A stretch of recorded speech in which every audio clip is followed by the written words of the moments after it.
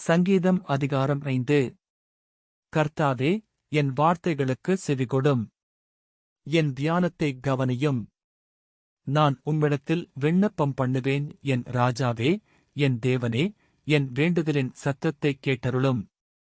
கர்த்தாவே, காலையிலே என் சத்தத்தைக் கேட்டருளுவீர்.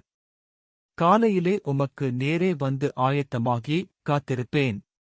நீர் துன்மார்க்கத்தில் பிரியப்படுகிற தேவன் அல்ல, தீமை உம்மிடத்தில் சேர்வதில்லை. வீம்புக்காரர் உம்முடைய கண்களுக்கு முன்பாக நிலை நிற்க மாட்டார்கள். அக்கிரமக்காரர் யாவரையும் வெறுக்கிறீர். பொய் பேசுகிறவர்களை அழிப்பீர். இரத்தப்பெரியனையும் சூதுள்ள மனுஷனையும் கர்த்தர் அருவருக்கிறார்.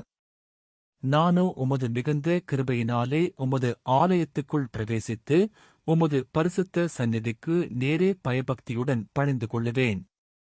கர்த்தாவே, என் சத்துருக்கள் நிமித்தம் என்னை உம்முடைய நீதியிலே நடத்தி எனக்கு முன்பாக உம்முடைய வழியைச் செவ்வைப்படுத்தும். அவர்கள் வாயில் உண்மை இல்லை, அவர்கள் உள்ளம் கேடுபாடுள்ளது.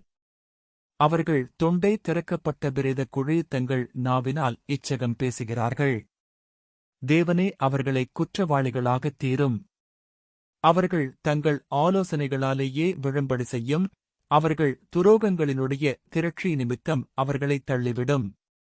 உமக்கு விரோதமாய்க் கலகம் பண்ணினார்களே. உம்மை நம்புகிறவர்கள் யாவரும் சந்தோஷித்து எந்நாளும் கெம்பீரிப்பார்களாக. நீர் அவர்களைக் காப்பாற்றுவீர். உம்முடைய நாமத்தை நேசிக்கிறவர்கள் உம்மில் களிகூறுவார்களாக.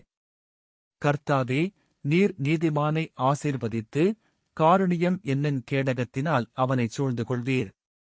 ஆமேன். ஆண்டவர் உங்களை ஆசீர்வதிப்பாராக.